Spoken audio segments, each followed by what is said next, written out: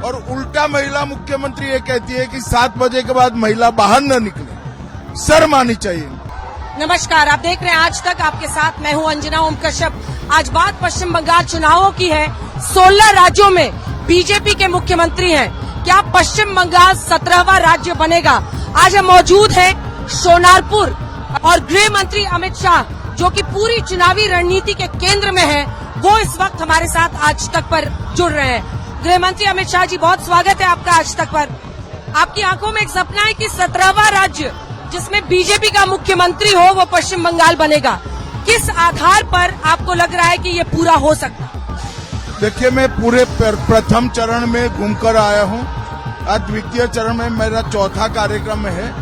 यही कलकत्ता शहर जहाँ हमें कभी एक भी सीट नहीं मिली थी, वहाँ आज देखिए किलोमीटरों तक हुजूम है। हम उनकी अपेक्षाओं तक पहुँच भी नहीं सकते।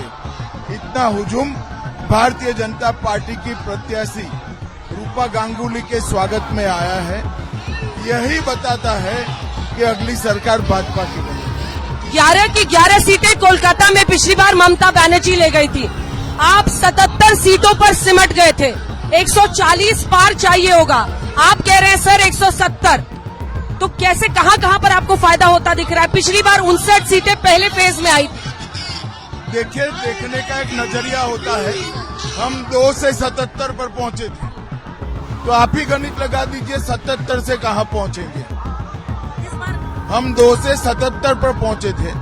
ये कोई कम छोटी छलांग नहीं थी, ये बहुत बड़ी छलांग थी। और इस बार भारतीय जनता पार्टी पूर्ण बहुमत की सरकार यहाँ बनाने जा रही है। मंत्री जी, दरअसल एक बार दिखा दीजिए, एक बार नजारा दिखाइए। भाई देखिए, आज जब आप देख रहे हैं कि गृह मंत्री अमित शाह के रोड शो में ये हुजूम आपको दिख रहा है सड़कों पर, इससे कोई इनकार नहीं कर सकता है। ये समर्थन भी मिल रहा है। लेकिन गृह मंत्री जी, मेरा प्रश्न आपसे ये है कि क्या होता है चुनावों में लोगों को, बीजेपी वोटर्स को निकालने में कहीं पर चूक जाती है। ये भी पिछली बार आया था। आपको लगता है कि ये लोग वोट करने के लिए उस दिन निकलेंगे आपके लिए? इस बार स्वयंभू वोट करने के निकलेंगे। मैं कोई सेलिब्रिटी नहीं हूँ, मैं सीधा साधा राजनीतिक कार्यकर्ता हूँ। अगर मेरे रोड से में इतना बड़ा हुजूम आता है तो बताता है कि इस बार स्वयंभू वोटिंग होने वाली है। और अगर दीदी के गुंडे निकले तो जनता का रोष का सामना उनको मतदान के दिन भी करना पड़ेगा। तो आप इतना आक्रामक कभी नहीं दिखे। आपने कहा सबको उल्टा करके सीधा कर दूंगा। मैं आक्रामक नहीं हूँ, जनता आक्रामक है। मैं कह रहा हूँ जनता के रोष का सामना उनको चुनाव के दिन करना पड़ेगा। एक बार इधर का भी नजारा दिखा दीजिए भाई। लोग गृह मंत्री अमित शाह को देखने के लिए गाड़ियों पे बैठे हुए हैं, और इधर दूसरी तरफ भी आप देखेंगे तो महिलाएं भी कई जगहों पर निकली हुई हैं। अब आते हैं सर महिला आरक्षण पर। महिला आरक्षण का मुद्दा, पिछली बार के चुनाव में लगभग 36% वोट महिलाओं का आपको मिला और टीएमसी लेकिन 50% ले गई। किस आधार पर? वो 1500 दे रहे हैं लक्की भंडार योजना में, आप 3000 कह रहे हैं। क्या महिलाएं आप पर भरोसा करेंगी? देखिए, आप 3000 1000 के चक्कर से निकल जाइए। जिस प्रकार से महिलाएं बंगाल में असुरक्षित है, महिला सुरक्षा का मुद्दा ही बीजेपी के लिए बहुत बड़ा महत्वपूर्ण है, महिलाओं के लिए भी महत्वपूर्ण है। क्योंकि अगर महिला मुख्यमंत्री ऐसा कहे कि 7 बजे के बाद महिलाओं ने बाहर नहीं निकलना चाहिए, ये किस प्रकार का शासन है? मैं बंगाल की माताओं बहनों को वादा करना चाहता हूं, आप भाजपा सरकार बना दीजिए। 5 तारीख के बाद आधी रात को भी एक बच्ची स्कूटी लेकर अकेली निकल पाएगी। और हमने कर दिखाया है कई राज्यों में। यहाँ सरेआम कार होते हैं, सरेआम छेड़खानी होती है, और उल्टा महिला मुख्यमंत्री ये कहती है कि 7 बजे के बाद महिला बाहर न निकले। शर्म आनी चाहिए। लेकिन वो कहते हैं कि टिकट तो हम ज्यादा देते हैं। 33% आरक्षण का वादा आप कर रहे हैं। किसका?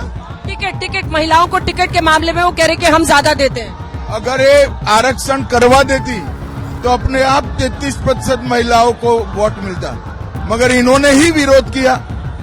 कम से कम ममता जी ने इतना सोचना चाहिए था कि महिला होकर महिला आरक्षण का विरोध नहीं करना चाहिए। अगला सवाल मेरा इस मुद्दे पर है, एक बार दिखा दीजिए तस्वीर। ये बीजेपी के कार्यकर्ताओं का, क्योंकि सभी कार्यकर्ता जो है वो अपना जोश यहाँ पर दिखा रहे हैं। प्रधानमंत्री को बीते दिन जो कांग्रेस अध्यक्ष मल्लिकार्जुन खड़गे ने कहा है सर, अब उस पर मैं गृह मंत्री जी एक सवाल करना चाह रही हूँ।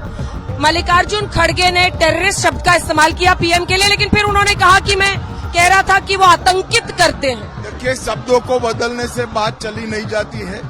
जिस व्यक्ति ने देश में टेररिज्म को खत्म करने के लिए पूरा जीवन लगा दिया, वो व्यक्ति को वो टेररिस्ट कहते हैं। मुझे लगता है खड़गे साहब को राहुल का संग बरोबर लग गया है।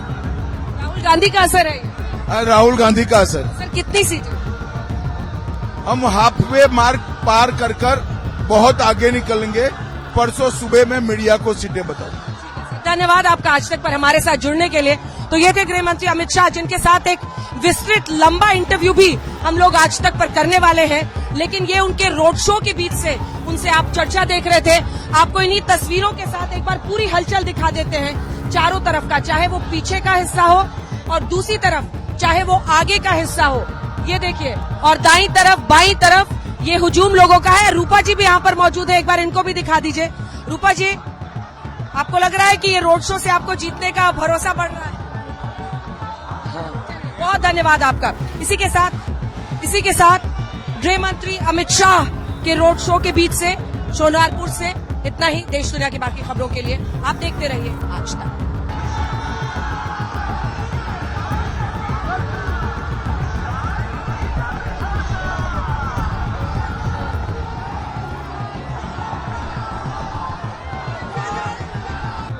और उल्टा महिला मुख्यमंत्री ये कहती है कि 7 बजे के बाद महिला बाहर न निकले। शर्म आनी चाहिए। नमस्कार, आप देख रहे हैं आज तक, आपके साथ मैं हूं अंजना ओम कश्यप। आज बात पश्चिम बंगाल चुनावों की है। 16 राज्यों में बीजेपी के मुख्यमंत्री हैं। क्या पश्चिम बंगाल 17वां राज्य बनेगा? आज हम मौजूद हैं सोनारपुर और गृह मंत्री अमित शाह, जो कि पूरी चुनावी रणनीति के केंद्र में है, वो इस वक्त हमारे साथ आज तक पर जुड़ रहे हैं। गृह मंत्री अमित शाह जी, बहुत स्वागत है आपका आज तक पर। आपकी आंखों में एक सपना है कि 17वां राज्य जिसमें बीजेपी का मुख्यमंत्री हो वो पश्चिम बंगाल बनेगा। किस आधार पर आपको लग रहा है कि ये पूरा हो सकता है? देखिए, मैं पूरे प्रथम चरण में घूमकर आया हूँ। आज द्वितीय चरण में मेरा चौथा कार्यक्रम है। यही कलकत्ता शहर जहाँ हमें कभी एक भी सीट नहीं मिली थी, वहाँ आज देखिए किलोमीटरों तक हुजूम है। हम उनकी अपेक्षाओं तक पहुंच भी नहीं सकते। इतना हुजूम भारतीय जनता पार्टी की प्रत्याशी रूपा गांगुली के स्वागत में आया है। यही बताता है कि अगली सरकार भाजपा की है।